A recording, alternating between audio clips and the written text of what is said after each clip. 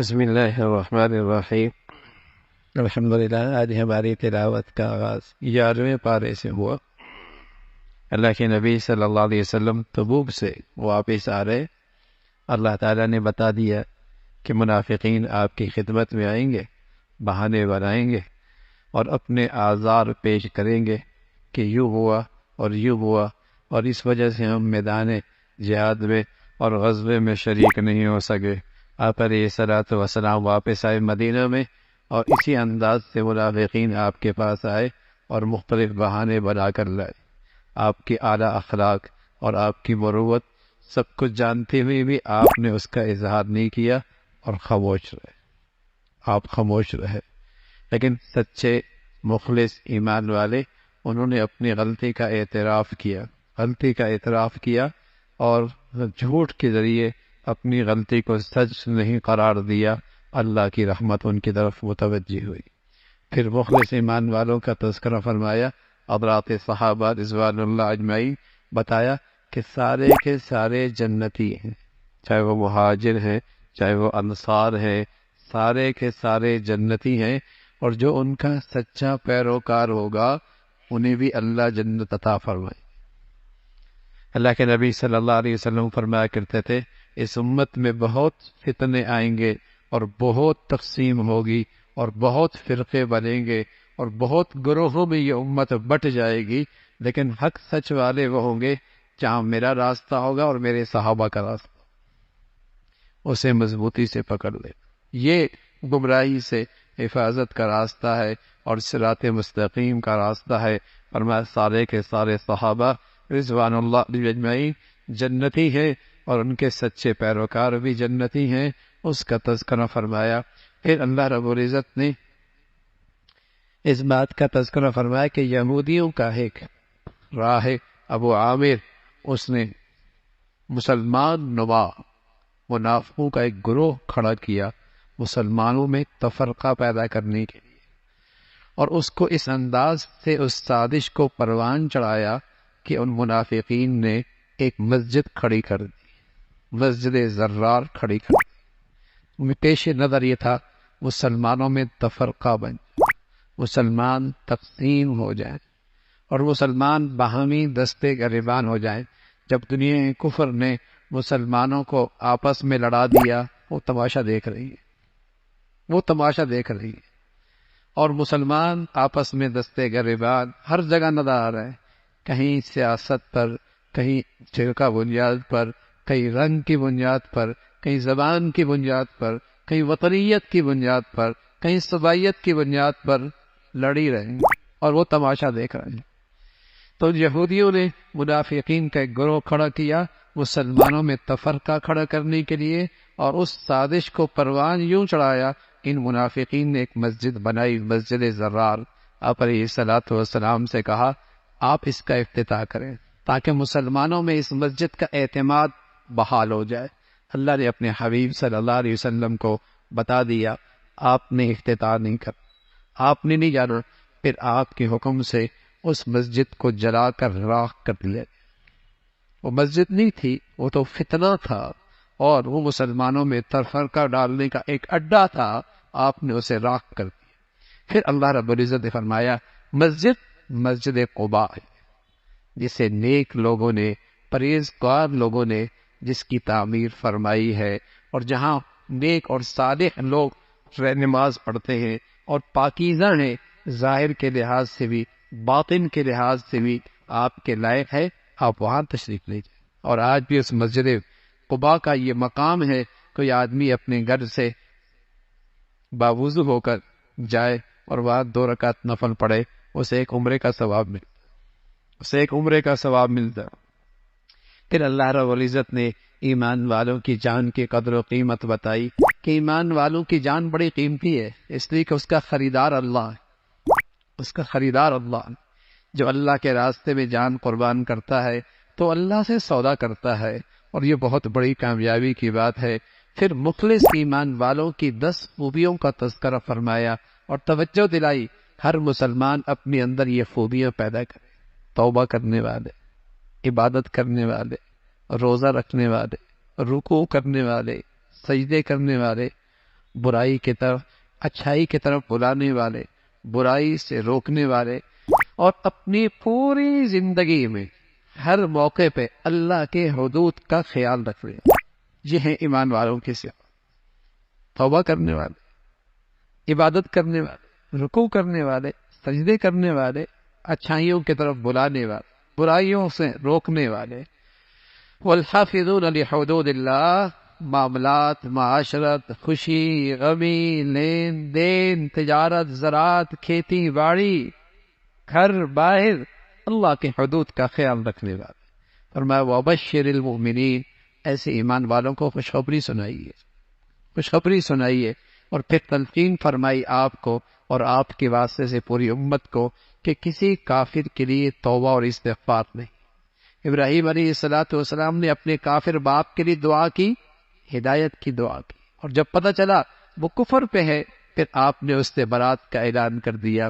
پھر غزوہ تبوک میں 3 مخلص جن کے اخلاص اور جن کے ایمان پر کسی کو شک نہیں تھا، وہ میدان جہاد میں نہیں جا سکے، لیکن جھوٹے بہانے نہیں بنائے، سچائی کے ساتھ اقرار کیا ہم سے کوتاہی ہو گئی، سستی ہو گئی، اس لیے ہم نہ جا سکے۔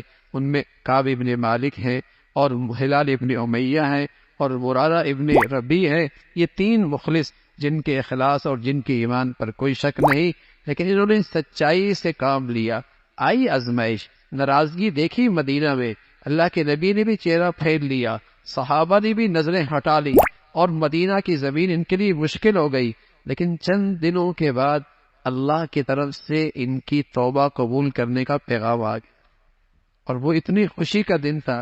حضور علیہ السلام نے فرمایا، کعب ابن مالک سے فرمایا، جب سے تیری ماں نے جنا ہے تیرے لیے اس سے بڑا اور اتنا خوشی کا دن کبھی نہیں آیا جتنا آج اللہ نے تجھے عطا فرمایا، عزت بخشی ہے۔ اور بنیاد کیا بنی؟ سچائی، سچائی، سچائی۔ پھر ایمان والوں کو تلقین فرمائی۔ ایمان تقوی کا راستہ یہ ہے، ایمان اور تقوی کا حفاظت کا راستہ یہ کہ سچوں کی صحبت اختیار کرو، نیک لوگوں کی صحبت اختیار کرو، جن کا عقیدہ سچا، جن کا کریکٹر اور کردار سچا، جن کی زبانیں سچی، جو قول و فعل میں سچے، ان کے ساتھ اٹھا بیٹھا کرو، ایمان محفوظ رہے گا، ایمان محفوظ رہے گا، تقوی محفوظ رہے گا۔ صحبت کا بڑا اثر ہوتا ہے۔ شریف گھرانوں کے بچے اور بچیاں غلط صحبت میں چلی جائیں، ماں باپ کے لیے شرمندگی کا باعث بنتی ہیں، اور برے ماحول کے لوگ اچھی صحبت میں آ جائیں ولی بن جاتے ہیں، قابل رشک زندگی ہو جاتی ہے۔ صحبت زندگیوں پہ اثر ڈالتی ہے۔ بدی کی صحبت ہو، آدمی برائی کی طرف جاتا ہے، نیکی اور اہل تقوی کی صحبت ہو، آدمی نیکی اور متقی بن جاتا ہے۔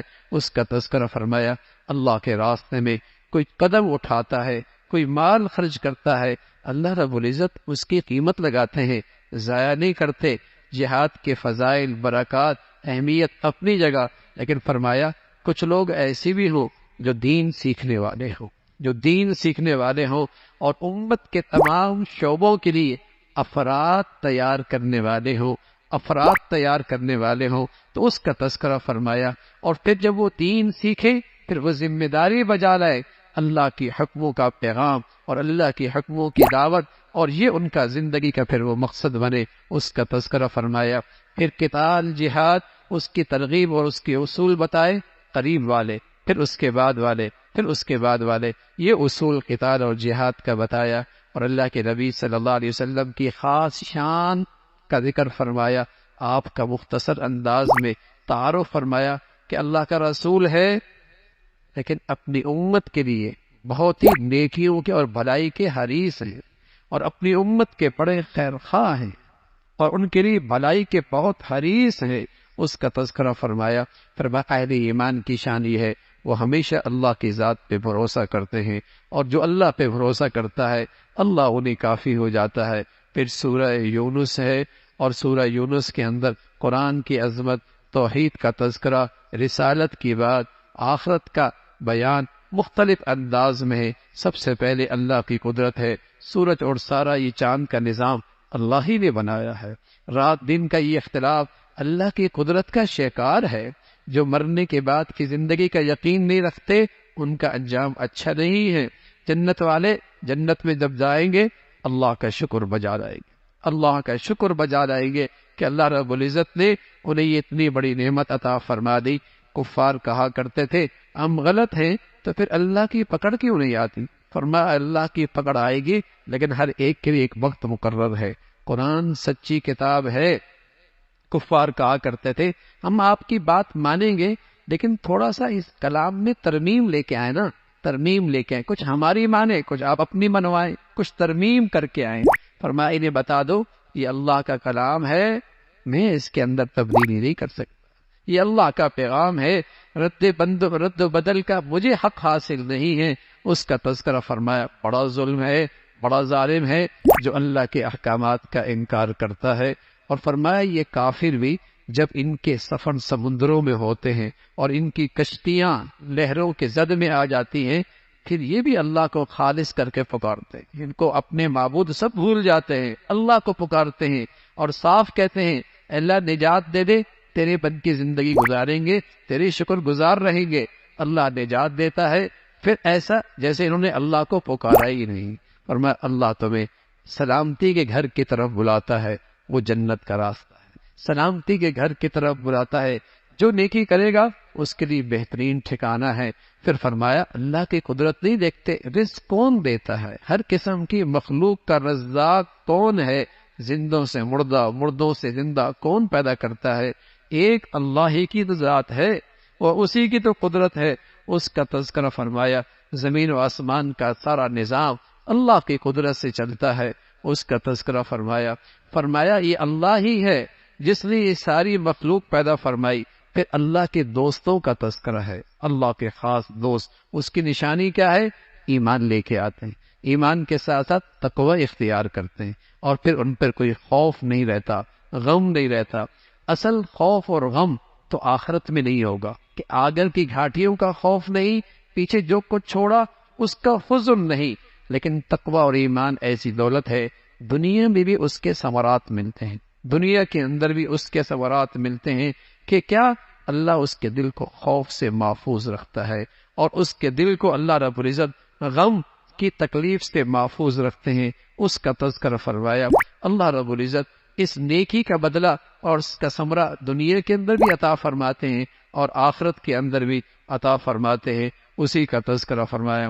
پھر قرآن اللہ کی کتاب ہے، اور اس قرآن کے اندر اللہ رب العزت نے شفا رکھی ہے، ظاہری بھی باطنی بھی، یہ جسم کی صحت کی بھی شفا ہے، اور روح اور اندر کے انسان اور قلب کی بیماریوں کے لیے بھی یہ شفا ہے، اور ایمان والوں کے لیے یہ بڑی نصیحت کی چیز ہے، بڑی خوشی کی چیز ہے، اور اس پر خوش ہونا چاہیے کہ اللہ نے اسے قرآن کی کسی کو دولت دی ہو اور قرآن کی زندگی دی ہو۔ یہ تمام ان خزانوں سے بہتر ہے جسے دنیا جمع کرتی ہے، اس کا تذکرہ۔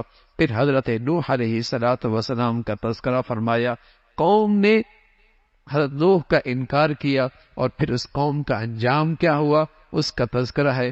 پھر حضرت فرعون، حضرت قارون، حضرت موسیٰ علیہ السلام اور حضرت ہارون علیہ السلام کا تذکرہ فرمایا، کس طریقے سے وقت کے فرعون کا مقابلے میں آئے اور فرعونی اپنی تمام تر جادوگروں کے ساتھ مقابلے پہ آئے، لیکن اللہ رب العزت نے آپ کو کامیابی عطا فرمائی اور آپ کا معجزہ ظاہر ہوا اور وہ قوم نامراد ہوئی، اس کا تذکرہ۔ پھر اللہ رب العزت نے بنی اسرائیل کو عزت بخشی، اللہ نے اپنے قدرت کے شہکار ان کے سامنے رکھے، اس کا تذکرہ فرمایا۔ پھر سورہ یونس ہے، اور اس سورہ یونس میں حضرت یونس کا تذکرہ ہے، اور آپ کا ایک نام مچھلی والا نبی۔ آپ اپنے قوم سے جب مایوس ہوئے اور پیغام اللہ کا سنایا اور توحید کی دعوت دی، لیکن قوم نہ مانی، تو آپ ناراض ہو کر اور مایوس ہو کر اس بستی سے نکل کھڑے ہوئے، اور جب کشتی پہ سوار ہوئے تو کشتی سمندر کے اندر غوطے کھانے لگی، کشتی والوں نے آپ کو سمندر میں پھینک دیا۔ سمندر میں جب پھینکا، اللہ ہے، اللہ رب العزت نے مچھلی کو حکم دیا کہ میرا پیارا آ رہا ہے اور میرا بندہ آ رہا ہے، تم نے کچھ عرصے تک میرے اس بندے کی میزبانی کرنی ہے۔ مچھلی نے اسے اپنے اندر لے لیا، کئی دن تک اس مچھلی کے اندر رہے، اور وہاں مچھلی کے پیٹ میں، سمندر کی اس تہہ میں رات کے اندھیرے میں وہ نبی کس کو پکارتا ہے؟ اللہ کو پکارتا ہے اور بار بار پکارتا ہے. پھر اللہ رب العزت نے نجات عطا فرمائی اور اس آزمائش سے آپ کو جسے کہیں کہ بامراد اور کامیاب فرمایا. ادھر قوم پر اللہ کا عذاب قریب آ گیا، لیکن یہ قوم اپنے بچوں کے ساتھ، اپنی عورتوں کے ساتھ میدان میں گئی، اللہ کے سامنے آوزاری کی، معافی کی. آیا ہوا عذاب ٹل گیا، اس کا تذکرہ فرمایا. پھر کہا اے نبی آپ لوگوں سے کہہ دیجئے اللہ کے سوا کوئی معبود نہیں، اللہ کے سوا کوئی حاجت روا نہیں، وہی ذات ہے. دینے پہ آئے کوئی روک نہیں سکتا، پکڑنے پہ آئے کوئی بچا نہیں سکتا. وہ ذات خیر اور بھلائی کا فیصلہ کرے، کوئی اس بھلائی کو روک نہیں سکتا، اور اس مولا کی طرف سے مصیبت اور آزمائش آ جائے کوئی اسے نہیں روک سکتا. وہ ایک اللہ کی ذات ہے.